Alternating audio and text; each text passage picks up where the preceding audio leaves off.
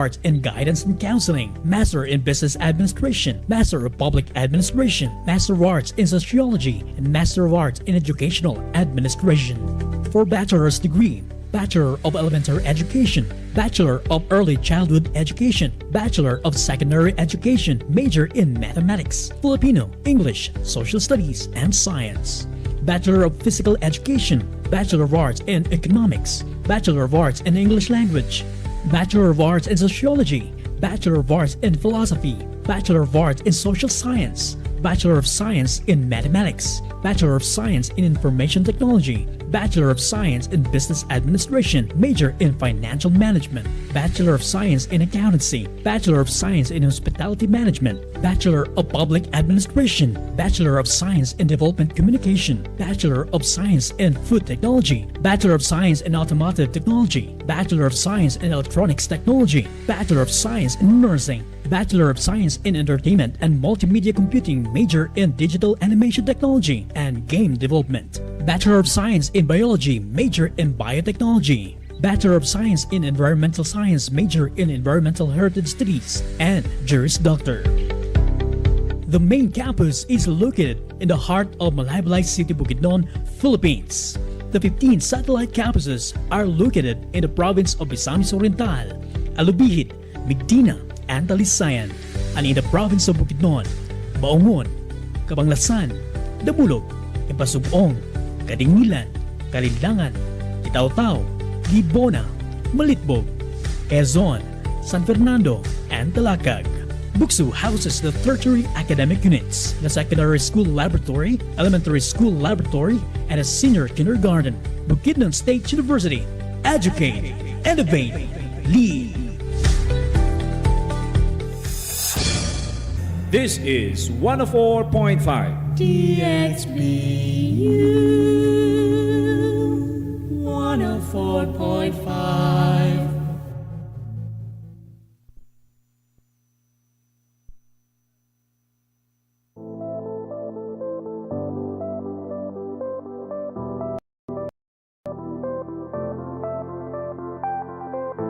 Paminaw, paglantaw o pakigduyog. Karon atong balikan ang mga igting nga kaagi ug mga daghang nahisgutan dinhi sa programang Share to Heal Season 2 nga adunay napulo ka episodes.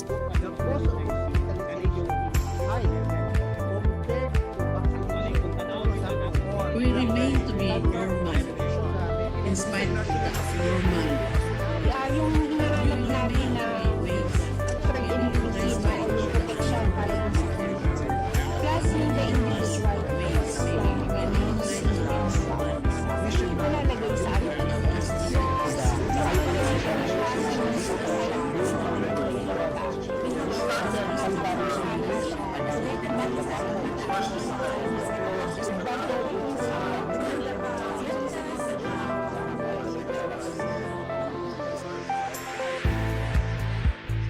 Ubanini sa pagsugod sa bagong season sa Share to Heal nga adunay mga bagong tema ug mga naglinyang mamumulong nga bisita. Mahisgutan man ang mental health, paingon sa personal growth ug mga mahinungdanong issue sa katilingban, masakop na tanan.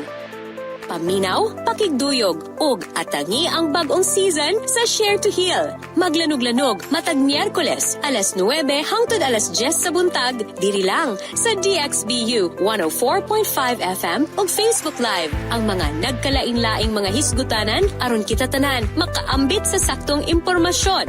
Kini ang pag-ambitay daw ag kaulian, Share to Heal Season 3.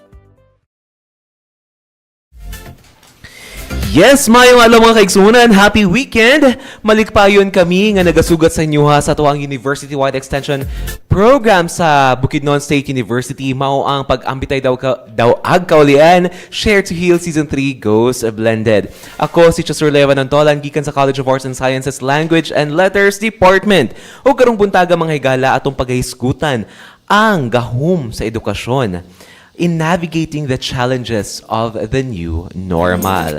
Yes, mga higala, pinaagi sa DXBU 104.5 FM, an educational and community-based FM radio station of Bukidnon State University.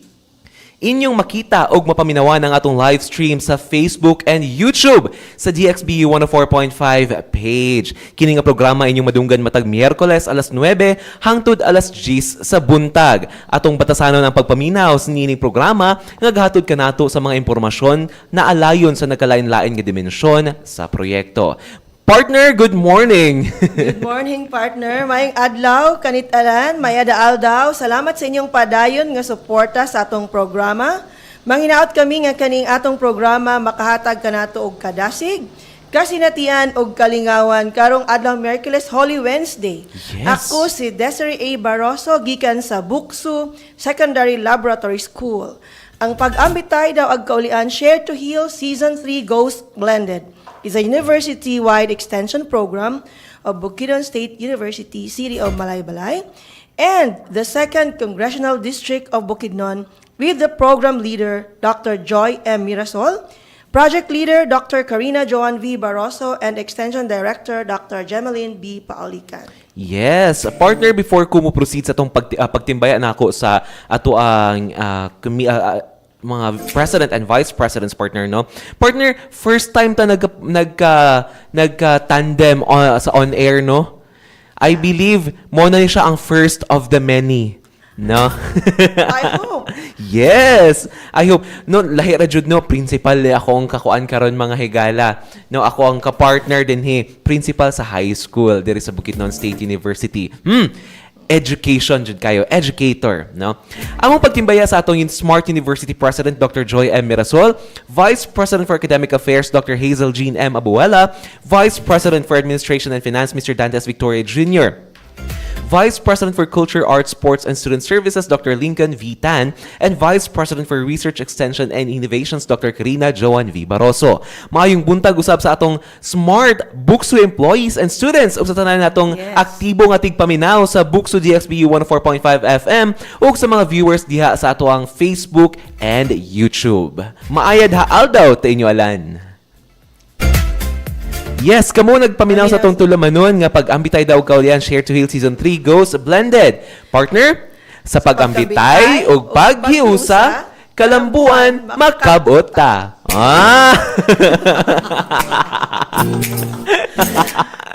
Last episode atong giisgutan ang Generating Unplanned, Navigating Teenage Pregnancy as Gender Issue. Kauban si Director Neil Aldrin Omega, Director sa Commission on Population and Development sa Region 10. Og kini ang mga highlights sa atong episode 20. Paminaw, paglantaw o pakigduyog. Nasayran nato sa miaging episode sa Share to Heal Season 3 ang hisgutanan bahin sa Generating Unplanned, Navigating Teenage Pregnancy as Gender Issue. Sa atong miag episode 20, atong nadunggan og nasinati ang mga lahi-lahing mga pamaagi para ma-improve nato ang sexual and reproductive health sa atong mga kabatan-unan. Para adunay sakto og healthy og responsable nga desisyon, ang mga kabatan-unan gikinahanglan og saktong impormasyon. Unsa man ni nga mga impormasyon? Mahitungod kini sa kakabos, mahitungod sa pagpanganak, mahitungod sa mga relasyon, sexualidad, ug bisan sa mga hanay diha sa pag-engage sa risky sexual behavior and even mas ma-develop pa ang ilang confidence. Busa, matud pa ni Director Omega nga dili natutudluan atong mga kabatan-unan unsaon pag-engage in sex, but we develop a positive values, attitudes, and ilang skills para adunay sila'y sakto ug informed na desisyon para sa ilang kaugalingon. Paminaw, pakigduyog ug atangi ang bagong season sa Share to Heal maglanog-lanog matag Miyerkules alas 9 hangtod alas 10 sa buntag diri lamang sa DXBU 104.5 FM ug Facebook Live ang mga nagkalain-lain nga hisgutanan aron kita tanan makaambit sa saktong impormasyon. Kini ang pag-ambitay daw ag kaulian Share to Heal Season 3. Yes. Gikan sa miaging episode, nakabaton kita nga ang pagkat-on bahin sa pag-navigate sa pagmabdos sa mga teenager ingon usa ka gender issue nga nanginhanglan og pagsabot sa daghang mga dinamika nga nagpalibot niini. Dili lang ang individual behavior, lakip na ang mga social, cultural, and systemic factors. Kabalo kami nga excited na kaayo ang tanan sa atong new episode. Busa atong sugdan, pamaagi sa pagpaminaw sa mensahe sa atong Vice President for Administration and Finance, Mr. Dantes Victoria Jr.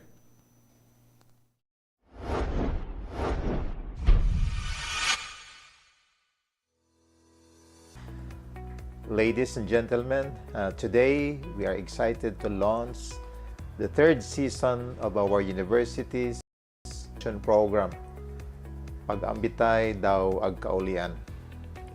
Over the past 2 seasons, this initiative has transcended boundaries, brought communities closer, and made a profound impact on lives.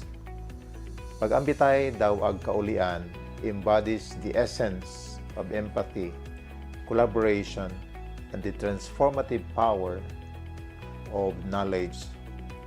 It's about extending a helping hand to those in need, whether through education, healthcare, or community support. In this upcoming season, our commitment to creating positive change remains unwavering. We will continue to foster connections between students, faculty, and the wider community, amplifying our collective efforts to make the world a better place. Pag-ambitay daw ag kaulian is not just about what happens within these walls. It's about what we take beyond them. It's about inspiring a ripple effect of compassion and understanding that extends far beyond the campus boundaries. As we embark on this journey together, I encourage each of you to embrace the spirit of pag-ambitay daw ag kaulian. Let's empower one another, uplift our communities, and work towards a future where healing, compassion, and collaboration are the cornerstones of our society. Thank you for your unwavering support, and I look forward to witnessing the incredible impact that we will create in this third season of Pag-ambitay daw ag kaulian. Together, we can make a difference that lasts a lifetime. Daghang salamat, Sir Dantes Victoria Jr. Partner, before ta mag-proceed, partner, no, daghan ta og mga greetings karong buntaga diha sa to ang Facebook comment section. But before I read that, or before we read that, ako ang i-greet ang ato ang Dimension Leader nga nakaroon sa Pikas, Lawak. Dr. Ann Sheila Del Rosario, good morning, ma'am. Sa tanan tagapag gapaminaw nga gikan sa Language and Letters Department. Hello sa inyong tanan diha, nang hinaot ko nga okay kaayo mo diha karon sa faculty room, labi na nga half day ra ta karon. Basta ng hipos na gani sila silang bag. Pag hipos na gani half day. Pag abot kay Igor ang hipos. Betaw, good morning Marisidon nga nagapaminaw diha sa tuwa dito. On the way to Cagayan sila, no, para sa extension project. Good morning Christine Mariel Paano Binayaw. Shikina Feline, good morning, Blessy Cabigas. Oh, daganda. Deborah Ruiz. Partner na kayo gusto i-greet, partner? Sa taga-SSL staff, Nat and Roxelle, good morning. Hi, good morning sa inyo. And good morning usab sa ako mga kauban diya sa opisina ni Sir Dante, no? Si Ma'am Corinne and Ma'am Rina, hello, good morning, good morning. And sa tanan, of course, staff sa Office of the Vice President for Administration and Finance. Good morning sa inyo tanan din ha. Partner, atuan ang pagasugdan, partner. Atuan ang ipaila-ila ang atuang banggiitan nga speaker or guest karong buntaga. Ready na ba ka? Ready na po. Ready na po go. Mga higala, Dr. ato ang speaker karong buntaga stands as a beacon of educational excellence and leadership, leaving an indelible mark on academia through his multifaceted career. Notably appointed by the Malacanang Palace under former President Rodrigo Roa Duterte, he served as the Teacher Education Council Visayas representative, embodying a commitment to shaping educational policy. His tenure as Dean of the School of Education at the University of San Jose Recoletos spanned an impressive 7 years, accompanied by roles as Associate Vice President for Academics and Research, College Chairman, and Education for Sustainable Development Director. Presently, he assumes the mantle of President at the City College of Cagayan de Oro, chosen by the governing board for his visionary leadership. Beyond academia, his influence extends internationally with engagements as an ESD consultant for UNESCO, National Commission of the Philippines, and involvement in educational accreditation efforts. A prolific researcher, he has contributed significantly to policy development through Scopus indexed articles and local journals. His dedication to teacher training is evident through over 200 national sessions conducted, showcasing his unwavering commitment to educational excellence. With a Doctor of Education degree from the University of San Jose Recoletos and accolades including a Master's, Best Thesis Commendation, and Magna Cum Laude honors. His journey epitomizes a lifelong dedication to advancing educational and sustainable development. Let's welcome our speaker for this morning, or our guest for this morning, Dr. Jestoni Babia. Good morning, sir. Hello, good morning. Thank you so much for inviting me here in your Share to Feel. Pag-ambitay daw agkaulian. No? So, Season 3, congratulations. Good morning, Sir Chaseur and Ma'am Des. Hello po. Good morning. And not only that, no, he's a very he's young educator. Murag auntie ko nila ani. Ay! Okay. Welcome, Dr. Babia, to Share to Heal. Thank you, Ma'am Des. Salamat po for inviting. And also, Sir Darren, no, for inviting me here. Yes. Ang atong episode karong adlaw dili lang simpleng diskusyon kini usa ka higayon sa pag-ambitay, pagtuon og paglambigit. Hinumdumi ikaw mismo ang mahimong appeal sa atong panag-istorya paggamit sa atong official hashtag #ShareToHealGoesBlended sa social media. Once again, good morning, Dr. Jestoni. Very young, no? Very young, Ma'am Desai. Very young. Si Sir Jestoni. And then at that very young age, daghan kaayo siya og achievements na. Naga siya nabuhat. Yes, of course. Ing ana gyud ta basta taga USJR, sir. Yeah. That's really Yes, go. sir. Graduate niya po sa USJR. Pero karon my heart is sa BukSU gyud, sir. Hala. Yes. Sir, kumusta ka karong buntaga, sir? I really fine, no? Kay since wala man marag wala sa take classes this afternoon, no? So, nag-work from home lang pod ko, no? So, because of this interview and I'm welcoming, no, different opportunities for discussion, for partnerships and the like. Yes. Sana all, sir, no, nag-work from home na. Yeah. Pero we are very excited po, sir, to celebrate with the family, sir, no. Pero karon, I know our listeners, sir, right now are very eager to learn from you, especially that we have a very interesting topic for this morning, sir. We are going to talk about how education helped students and teachers, no, alike navigate in the new normal. No, so, sir, in the context of education, sir, what does new normal mean? Ay, nawa. Yeah.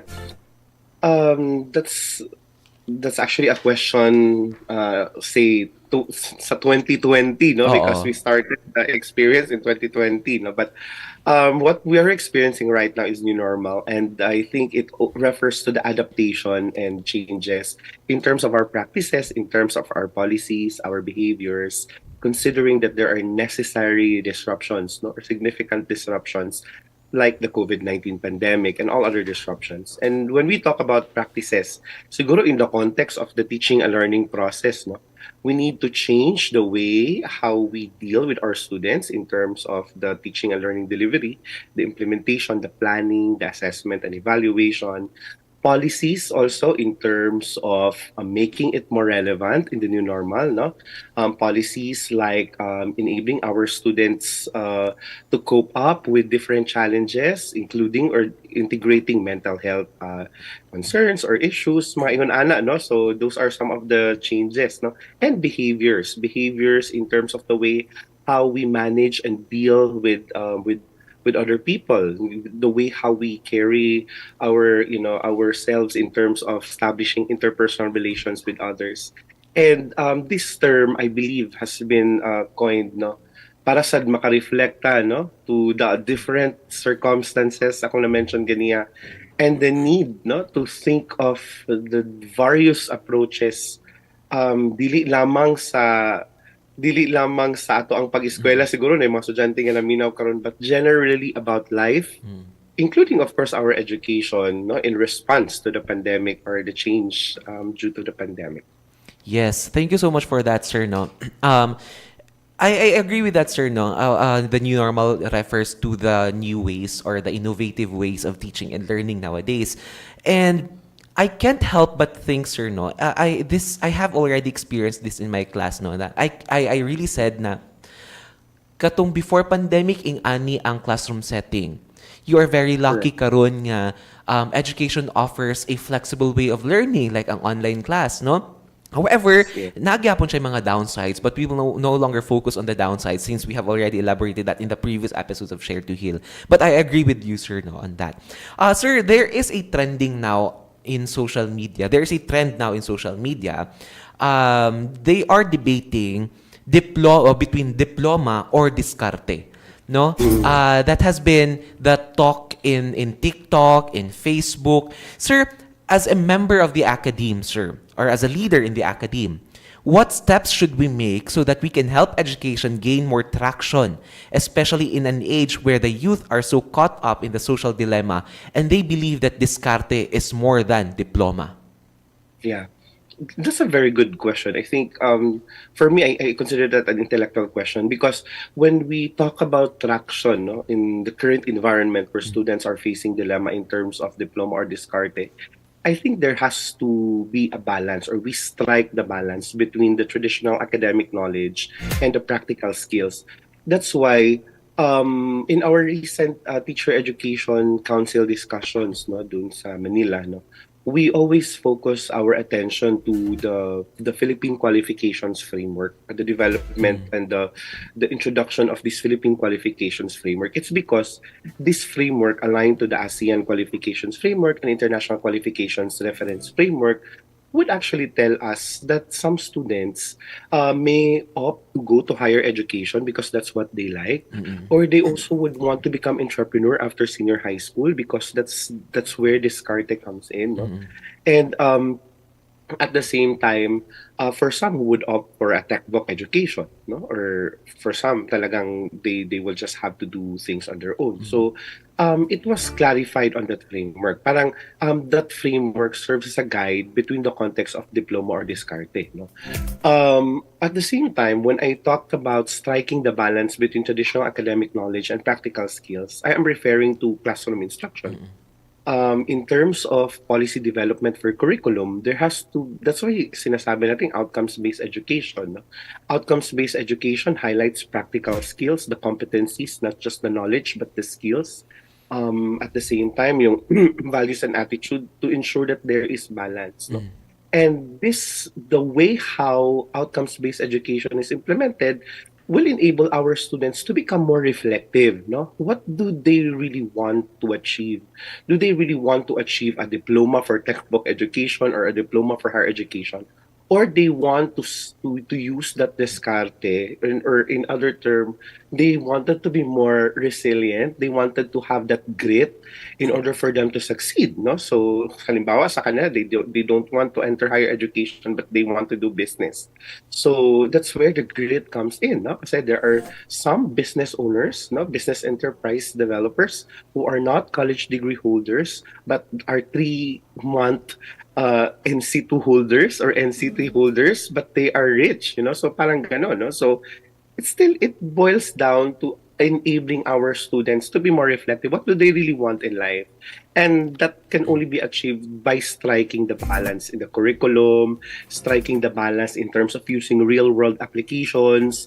There also has to be internship programs that would, that would not just simply be an internship program because that's a requirement, but an internship program that will allow the students to have to have the journey, no? So parang yung kanilang mga mentors will journey them towards what they want.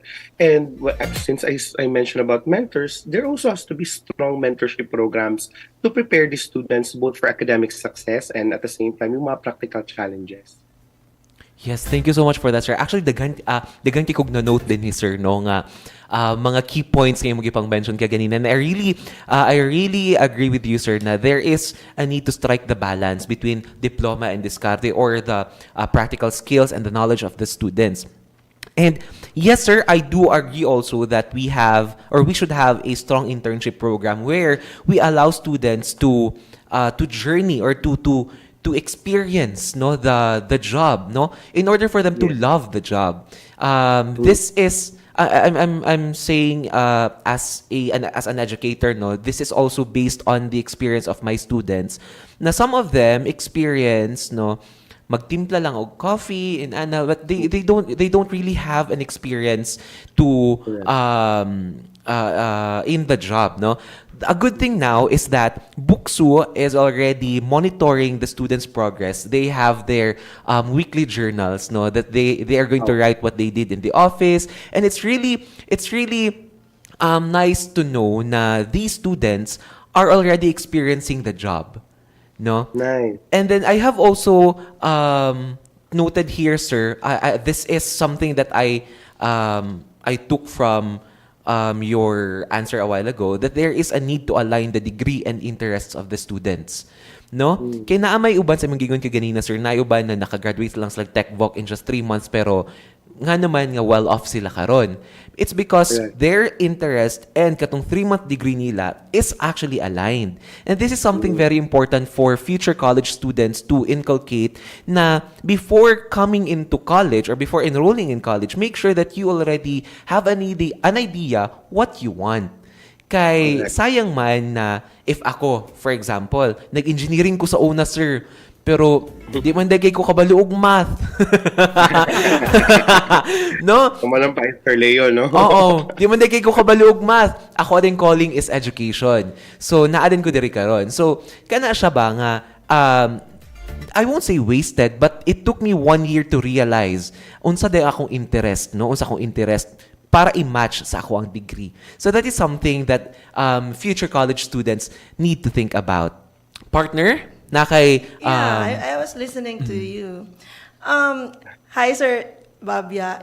Sir Babia was first time na ako siya na ila-ila during the K-12 training in Cebu.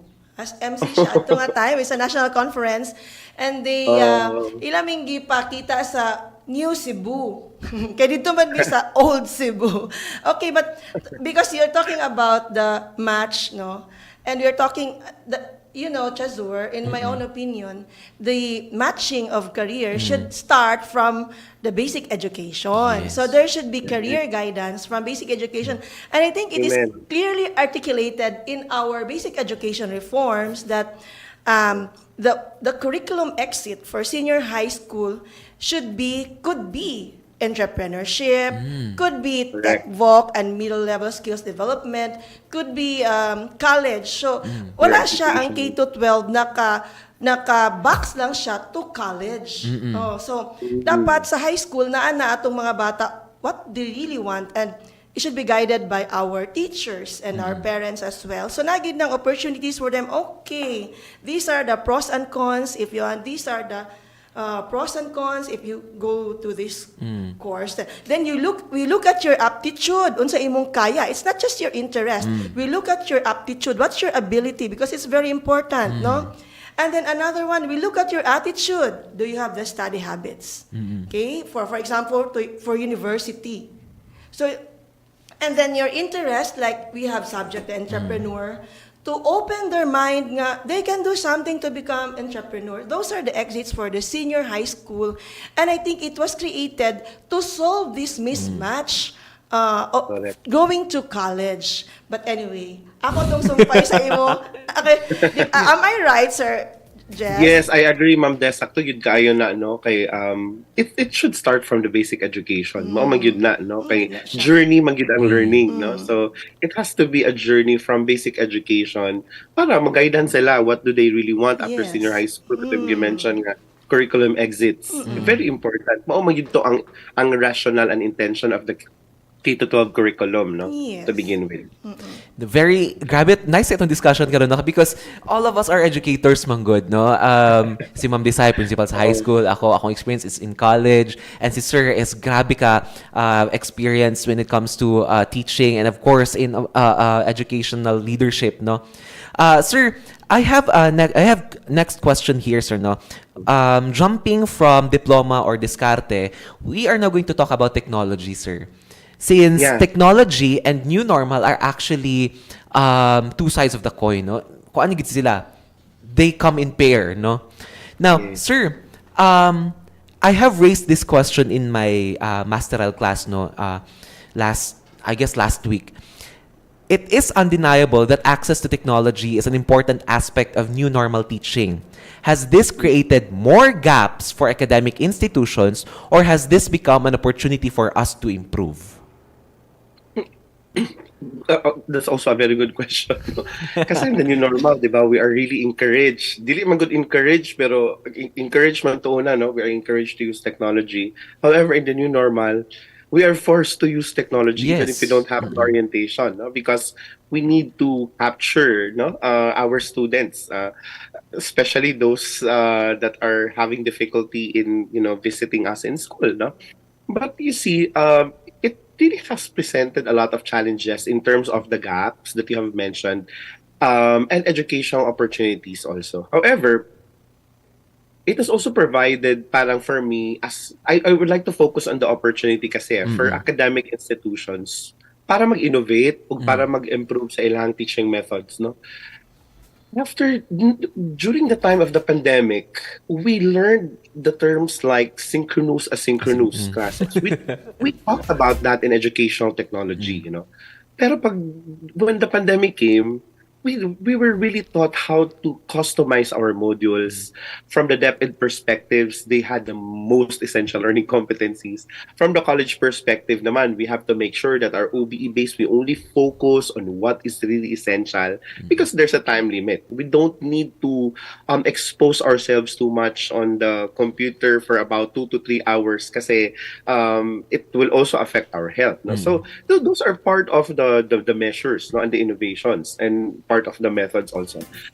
By addressing these issues, I think of access and ensuring equitable distribution of parang yung technology resources. No?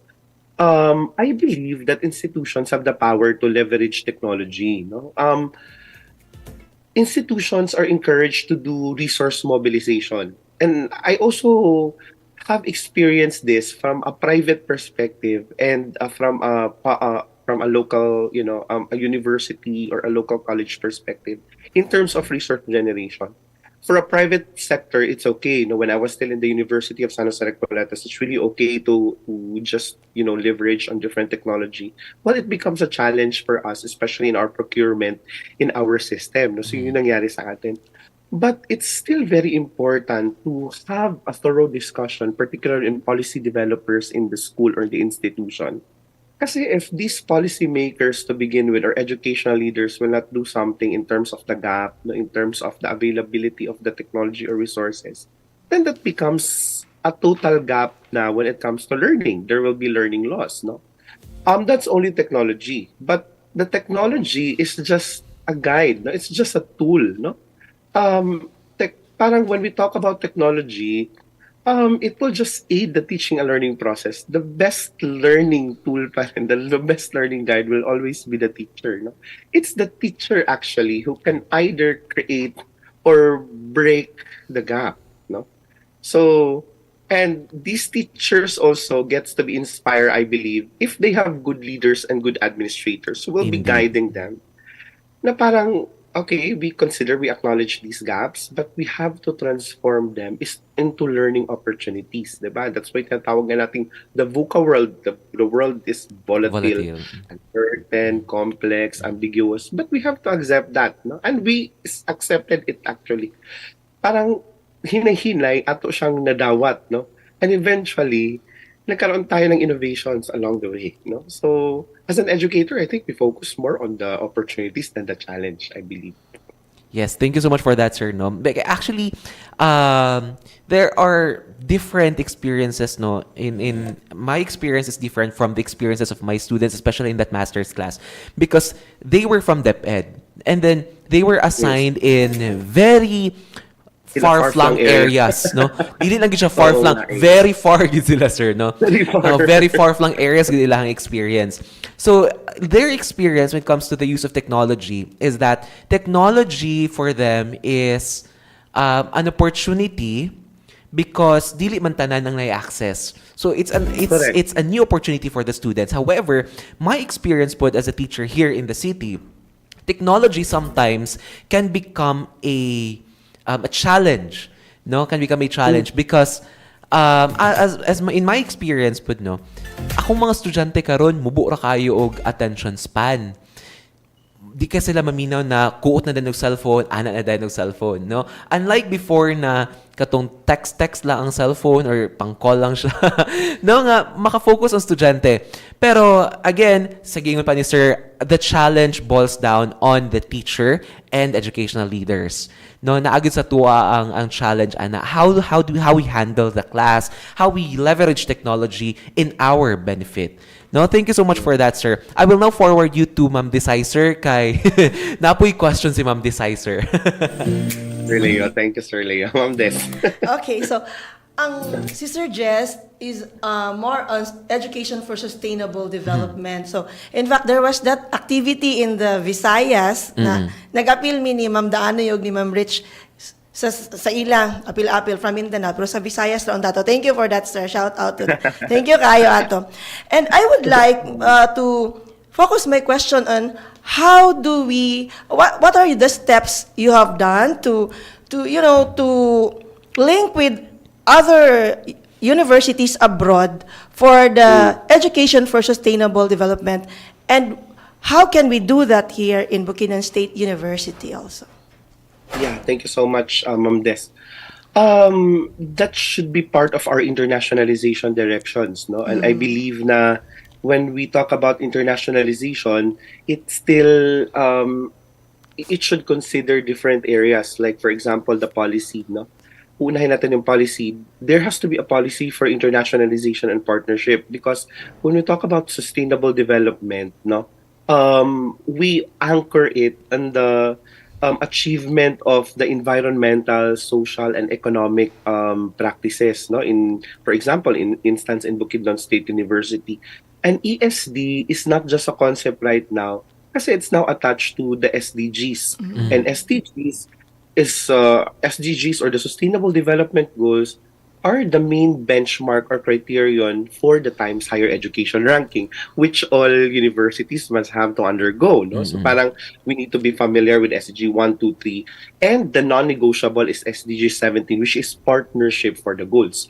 So in our context, yung sa experience namin in the university before, no, last year, we already had existing partners before. Ang among gibuhat is during the pandemic, we communicated with them, 'di ba? Di man ta kalarga, no? So one of the innovations is to email them, no, and to connect with them once again, because we've seen that there are already programs that they have conducted for sustainability.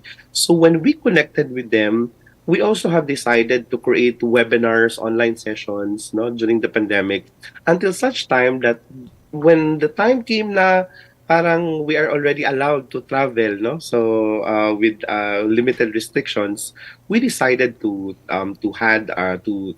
conduct our conference in Bangkok, in Singapore, in Japan, no? Until such time that this community has already grown through the years. And then how did we parang disseminate the information? We disseminated the information through reports, submission of policy documents, and of course, the most important thing is to publish papers on sustainability.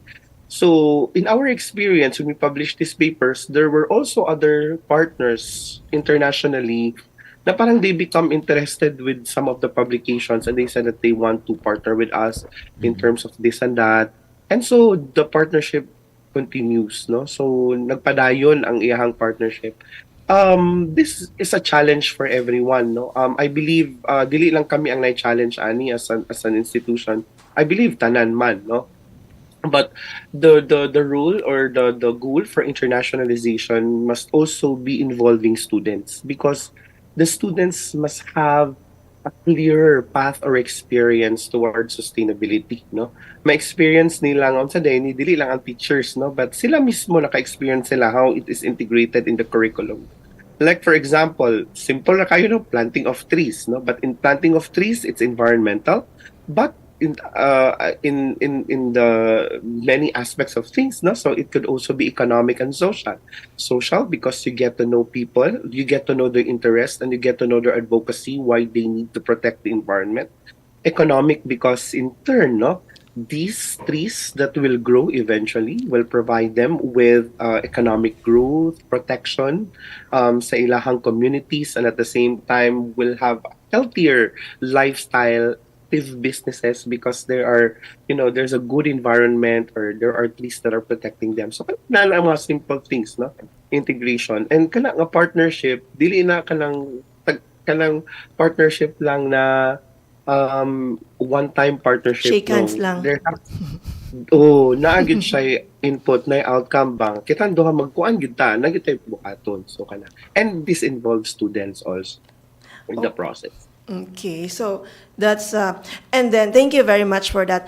And how about, because you are with the Teacher Education Council, what are the steps that we have done in the tech to integrate ESD, or the Education for Sustainable Development, in our curriculum and even in teacher training?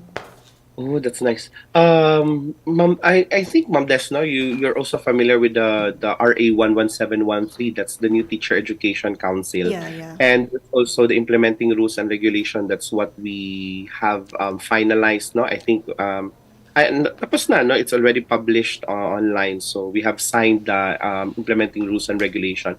Part of the teacher education roadmap is to establish and enhance innovation in terms of technology and sustainable development. So right now, as of this moment, no, so we are finalizing all the events and activities, particularly on sustainable development and global citizenship education.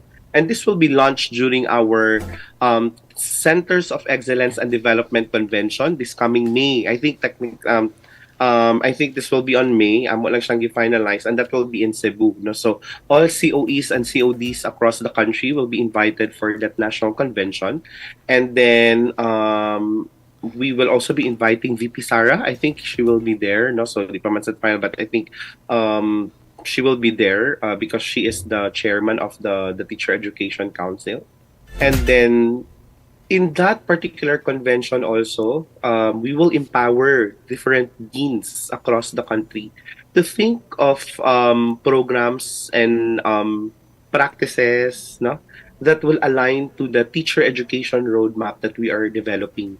And na-include na po doon yung ating ESD, yung ating global citizenship education, and all other innovations when it comes to education, no, for teacher education excellence.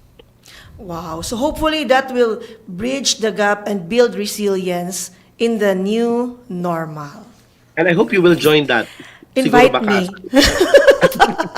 Yeah, sure. See you in Cebu. Yes po. Okay. Sir Chas, a very good discussion with Sir Babia. Okay. No, nice gid atong discussion, sir, no? Kay giflashan na gid mi diri sa screen. 2 minutes left for Q&A. Okay, we will now. Yes, sir. This time we are now going to proceed to the next segment, sir. Atong sunod nga segment usa ka special nga bahin sa atong programa diin ang mga estudyante mismo, sir.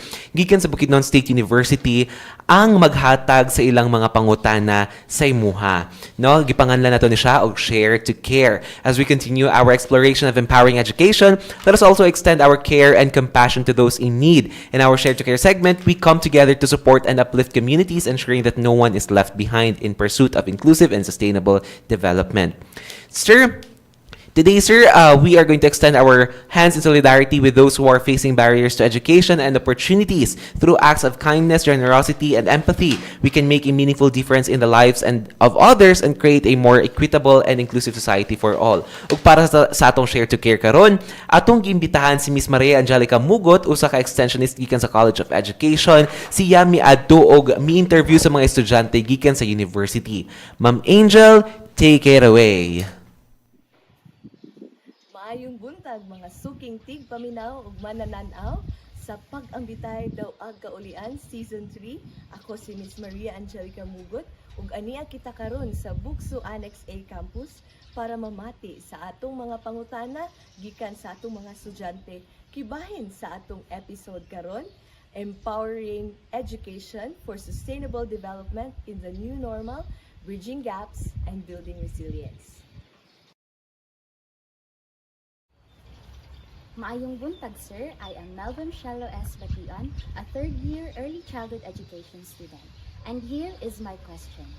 With the efforts of education sector in bridging the gap and building resilience for sustainable development, what significant changes are we still expecting in light of the new normal and the next normal to come?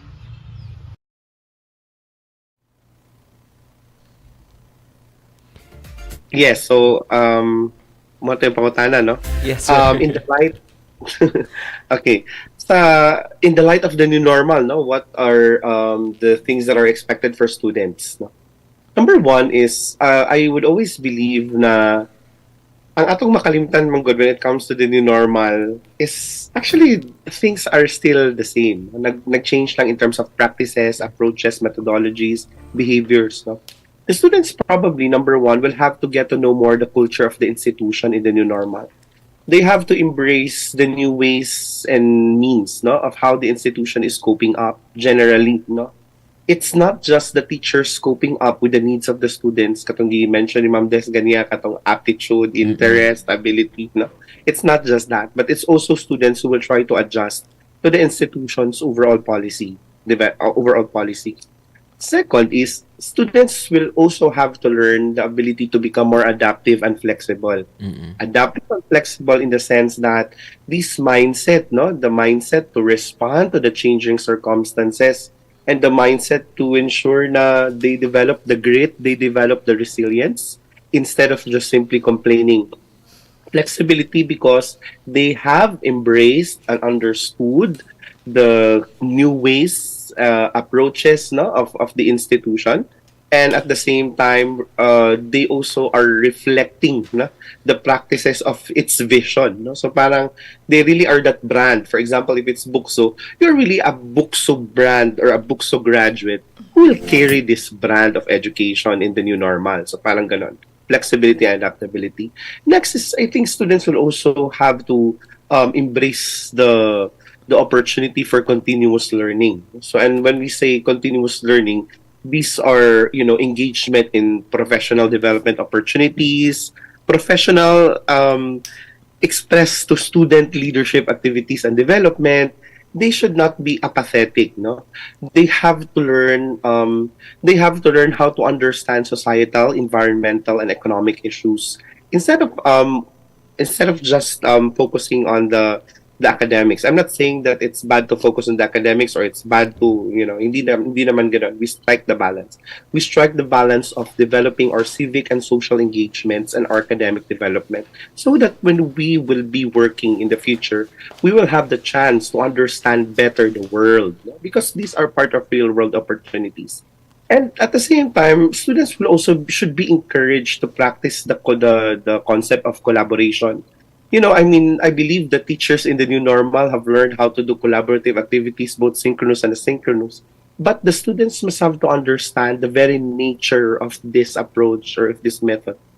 This collaboration approach will actually teach them that in the real world, in the real essence of, in the world of work, they will really have to share their resources. They will really have to make sure that they understand their colleagues better.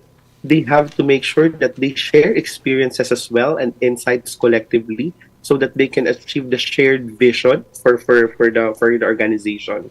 And therefore, connecting with what I said kanina, strike the balance, traditional academic learning, which they are experiencing in school, in the four walls of the classroom, and at the same time, experiencing the real world realities, no, yung mga practices ng real world, because those will help them achieve much in their career in the future.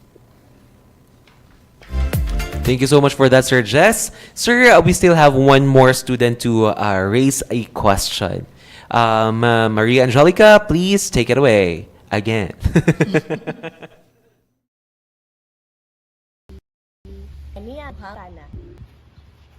Maayong buntag, sir. I am Lika Lake, a third-year early childhood education student. So here is my question. In the perspective of future educators, how can we best prepare ourselves given the fact that we too have been coping with the new normal in education? I think mo to ang question ganyan nga ako sa tubagon, but ako na lang i-connect, no? Siguro, again, I mentioned about adaptability and flexibility. For the, for sustainable development, medyo wala ko na doon ang question ganyan. To connect na lang sa akong answer ganyan, that students will have to be empowered how to do collaboration. In the teaching and learning also, for the education sector, sa education sector, no, to bridge these gaps, education sector mas, balik yun ta, no? We should always have to review our policies. Kaya nga naman, mag-una siya usahay sa bottom, no? So if say a top down model approach, kung gauna siya sa bottom part, for example, si teacher lang ang nag-innovate, si teacher lang ang nag-create of some of these innovations, but the leaders doesn't know about these things, no? So wala kayo full force or full implementation. Pwede man sad siya ang bottom-up approach, no? Wherein the leaders must have to be active, must have to be more dynamic in terms of getting the strategies for new normal of education. No? But it has to be collaborative. It has to be a dynamic partnership or dynamic process. Personalized learning is also very important. No? Kanang moingon taog personalized learning approaches, it has to be tailored on the student's individual needs, ang ilang learning styles. Mo nang naatay kung teachers ta, we have to understand the multiple intelligences of Howard Gardner. We have to understand different theories. We have to understand different approaches so that we will know how to deal with our students better. And if we are an educational leader, we also have to empower our teachers to understand these theories. Although technically we cannot apply the theory one by one to a particular student. But having this broad mindset or broad understanding about these intelligences, the learning styles, the way how students think in the 21st century, the different needs of the industry in every year, kasi every year nag-change yung ating needs of the industry sector. You know, it has to be discussed also in the classroom. That's part of the personalized learning. To achieve also students' ability to be more collaborative, to be more supportive, to be more adaptable and flexible, I believe that teacher education institutions or higher education institutions must also have to enhance teacher training, and this teacher training must also be aligned to the industry needs, no? Aligned to, for example, in the education, it has to be aligned to the basic education, no, needs para mag-meet yung standards. For other courses or programs, it has to be aligned with industry standards. For textbook education, for example, it also has to align with what the innovations are in the industry, no? So, for example, it's not just about teaching how to do welding, but this welding practice must also be aligned to an international standard so that we can build good bridges, we can build houses, you know, and all those things, because that's for sustainable development. And also, for the students to be more focused on teaching and learning and for them to be more adaptive to change, then teachers must also have to think of innovative assessment methodologies, from authentic assessment to the traditional assessments. And yun na yung challenge natin in the new normal, no? Gone are those days that we only do paper and pencil testing.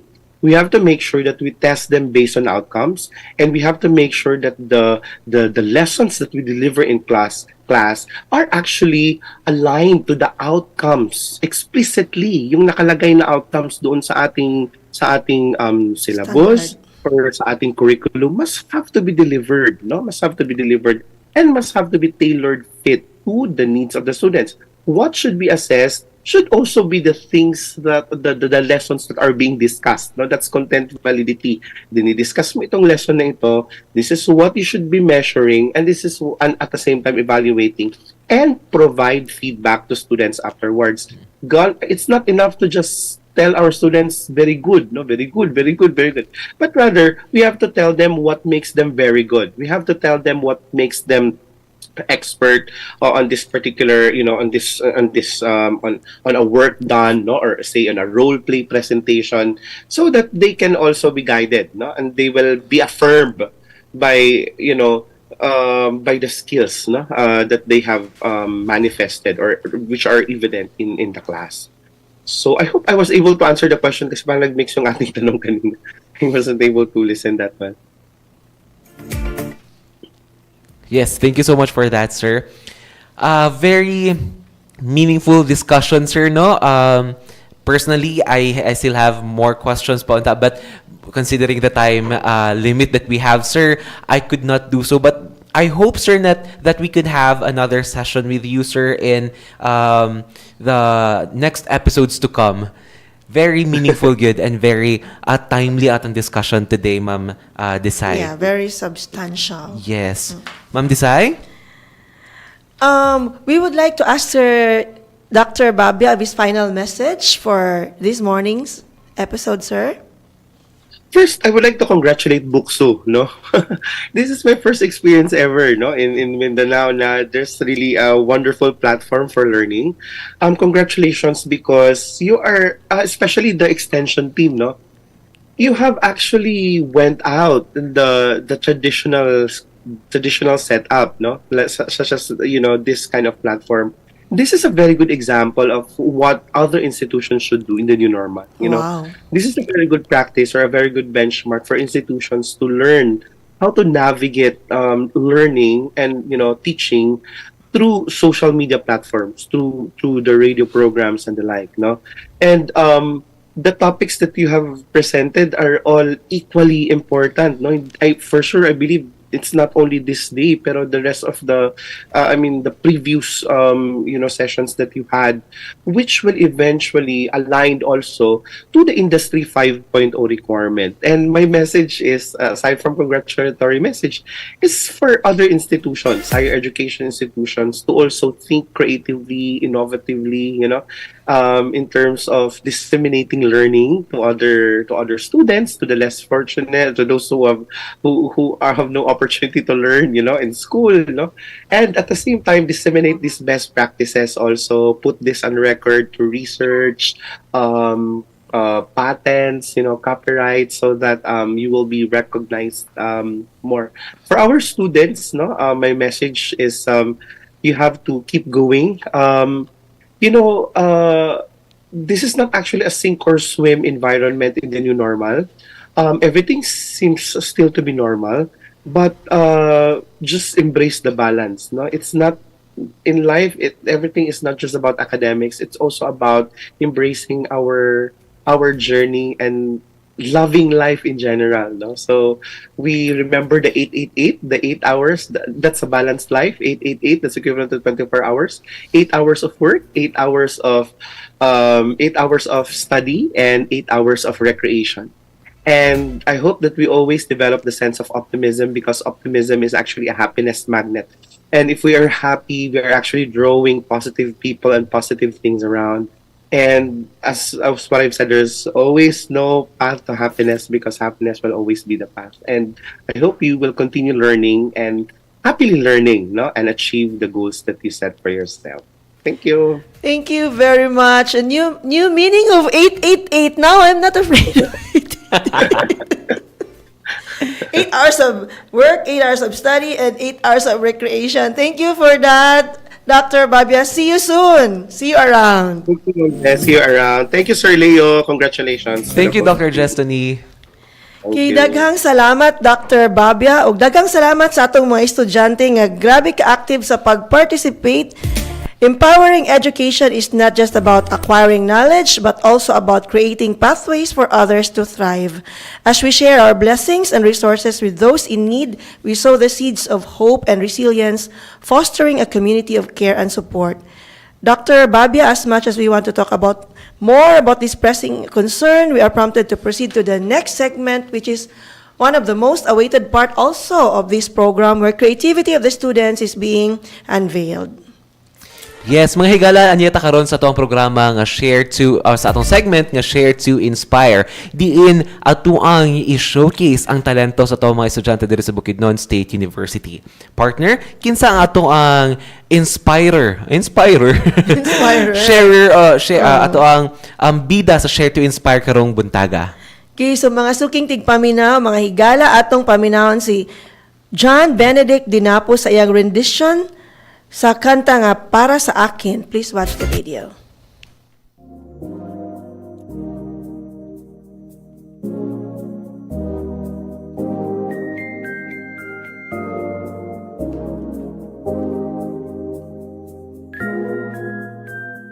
Kung ika'y magiging akin, di ka na muling luluha pa. Pangakong di ka lolokohin ng puso kong nagmamahal. Kung ako ay papalarin na ako'y iyong mahal na rin. Pangakong ikaw lang ang iibigin, magpakailanman di kita pipiliting. Sundin mo pa ang iyong damdamin, hayaan na lang tumibok ang puso mo para sa akin.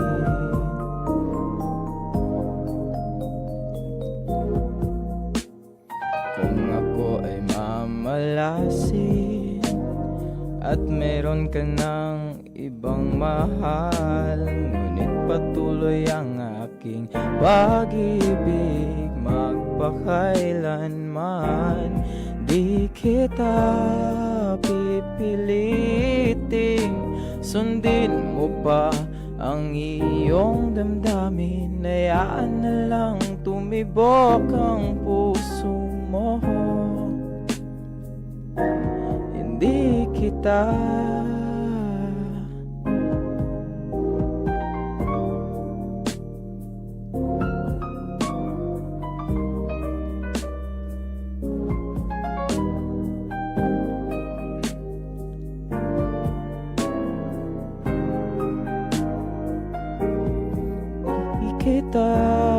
pipiliting.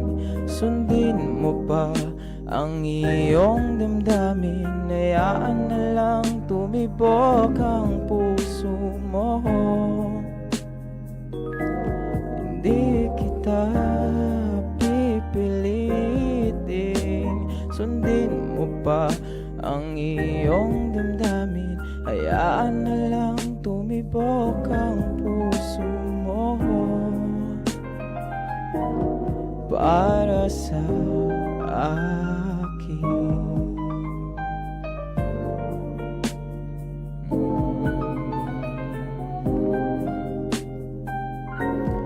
Para sa akin.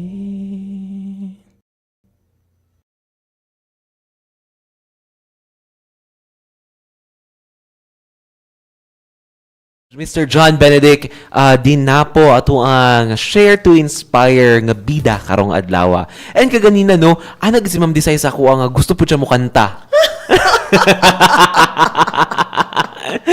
Paula, mas nagkalit anak ng Sir Montero. No?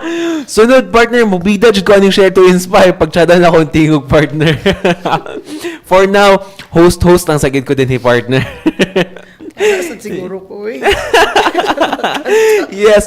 Partner, anyata karon sa to ang synthesis, partner. Hisgutan lang na to, gamay lang gid kaayo no, kay alas 10 na magid, partner. Hisgutan na to, gamay lang gid kaayo ang ato ang learnings gikan kay Dr. Jestoni karong adlaw. Ako, partner, ang ni-strike gid sa kuha is ang katong alignment of degree and interest. I know that we have been hearing this for a lot of times na yun, na there needs to be an alignment of degree and interest of the students, pero have this been put into practice? That's